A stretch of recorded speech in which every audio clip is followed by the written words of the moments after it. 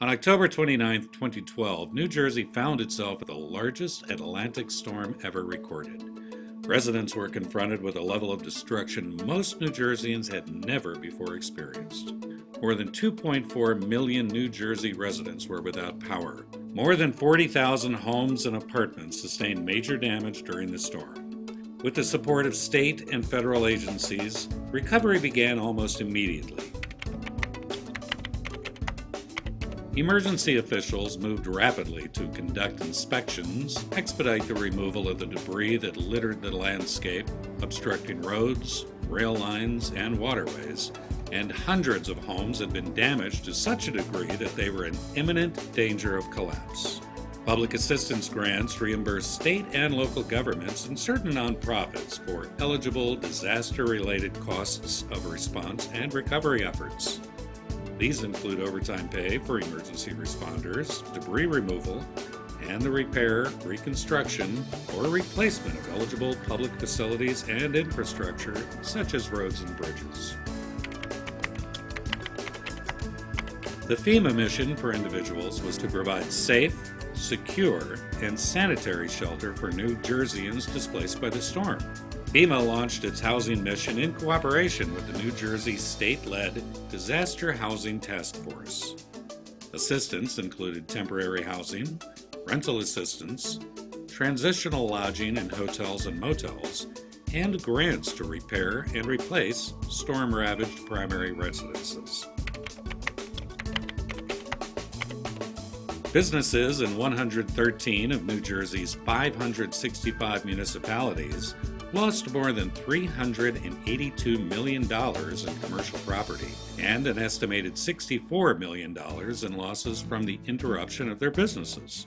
The U.S. Small Business Administration got into gear to provide help to homeowners, renters, and businesses who needed to repair and rebuild or replace personal property by providing low-interest loans to cover these major costs.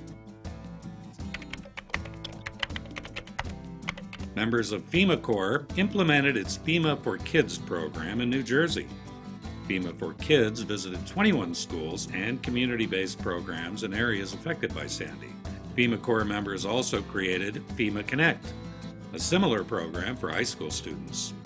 It had more than 600 participants in New Jersey. Hazard mitigation is the only phase of emergency management specifically dedicated to breaking the cycle of damage, reconstruction, and repeated damage. Projects eligible for hazard mitigation grant program funds include retrofitting buildings to minimize damage from high winds and flooding, elevation of flood-prone buildings, minor flood control projects, and the purchase of property at risk of repetitive flooding for conversion to open space. The Community Education and Outreach section of FEMA's Hazard Mitigation Branch promoted effective hazard mitigation ideas and techniques through community education, outreach, and training in coordination with public and private sectors to inform and educate communities and individuals about their options in regard to protecting their properties from a future disaster. Immediately after Sandy struck, FEMA's private sector division in External Affairs deployed to New Jersey to work with chambers of commerce, industry associations, individual companies, colleges, and universities and other organizations. FEMA's private sector representatives conducted outreach throughout the state to inform and educate small businesses on ways to plan for business continuity and preparedness in advance of future disasters. Environmental and historic preservation specialists provide expertise and technical assistance to FEMA staff, local, state, and federal partners and applicants who are tasked with the challenge of preserving historic and natural aspects of our national heritage. They help applicants understand what is required under the law and how best to meet those requirements.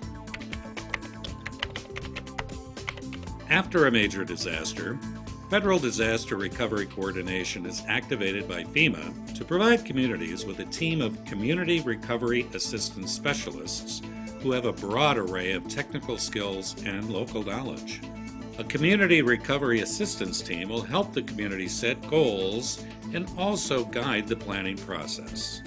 The team works with the entire community to identify and develop funding sources, resilient design strategy, business recovery, and long-term recovery strategies. They are available to provide technical assistance throughout the recovery phase, however long it takes. 1 year after the storm, though much remains to be done, New Jerseyans are moving forward with the continuing assistance of volunteers and the many agencies committed to assisting with the long-term recovery process.